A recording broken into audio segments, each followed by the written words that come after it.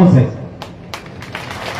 मैदान गाजवायचं, निषेध मिळवायचा आणि मराठ्याच्या अंगावर गुलाल फेकायचा म्हणजे फेकायचा. 29 ऑगस्टला मुंबई ठरणार मराठा समाजाच्या लढ्याचं रणांगण.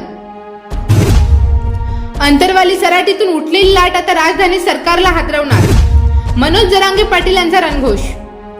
अंतरवाली सराटी जालना, आरक्षण आमचा हक्क आहे आणि तो आम्ही घेऊनच थांबू. या घोषणा आज जालना जिल्ह्यातील अंतरवाली सराटी गावात प्रचंड आवाजात घुमल्या. कारण एकच, 29 ऑगस्ट 2025 रोजी संपूर्ण मराठा समाज मुंबई मोर्चासाठी एकवटणार आहे. हे केवळ आंदोलन नाही, तर हे मराठा समाजाच्या अस्मितेचं, अस्तित्वाचं आणि हक्कासाठीच्या संघर्षाचं रणांगण आहे. आज अंतरवाली येथे हजारो मराठा बांधव, कार्यकर्ते, महिला, तरुण, शेतकरी, सर्व स्तरातील नागरिक एकत्र आले.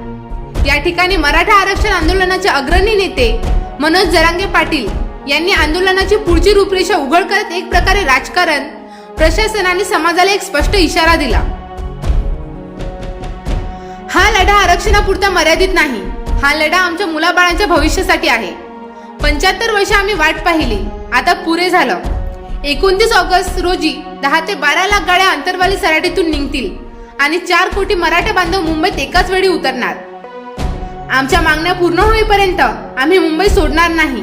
कोणत्याही परिस्थितीत माघार नाही. शांततेने लढू, पण जर दुर्लक्ष केलं तर तीव्र आंदोलन अटळ आहे. मोर्चाची प्रमुख वैशिष्ट्ये व तयारी. 10 ते 12 लाख गाड्यांचा भव्य तफा अंतरवालीहून मुंबईकडे. 4 कोटी मराठा समाज बांधव रस्त्यावर उतरण्याची तयारी. राज्य सरकारला स्पष्ट संदेश: मागण्या मान्य करा, अन्यथा राजधानी ठप्प होईल. महिलांचा, तरुणांचा आणि शेतकऱ्यांचा मोठा सहभाग अपेक्षित. मोर्चा शांततापूर्ण असला तरी निर्धार अत्यंत आक्रमक. मराठा समाजाच्या प्रमुख मागण्या: मराठा समाजाला कायमस्वरूपी आणि स्पष्ट आरक्षण. सर्व दस्तावेजांसह मराठा म्हणून ओळख मिळावी. ओबीसी वर्गातील दगडात बसवलेले अडथळे दूर करावेत. विद्यार्थ्यांसाठी शैक्षणिक सवलती, शिष्यवृत्ती. नोकर भरतीत खास कोटा आणि प्राधान्य.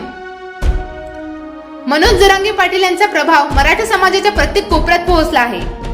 त्यांच्या भाषणाने हजारोंची गर्दी शांत बसत नाही, उठून घोषणा देते. या आंदोलनाला केवळ महाराष्ट्र नाही, तर संपूर्ण देशात राजकीय महत्त्व प्राप्त झालं आहे. सरकारवर प्रचंड दबाव वाढलेला आहे. येणाऱ्या निवडणुकांचा विचार करता हे आंदोलन राज्याच्या सत्ता संस्थेला कलाटणी देऊ शकतं. मनोज जरांगे पाटील यांचा संदेश: आम्ही आहोत म्हणून तुम्ही सत्ता उपभोगत आहात. आता आमच्यावर अन्याय होणार नाही.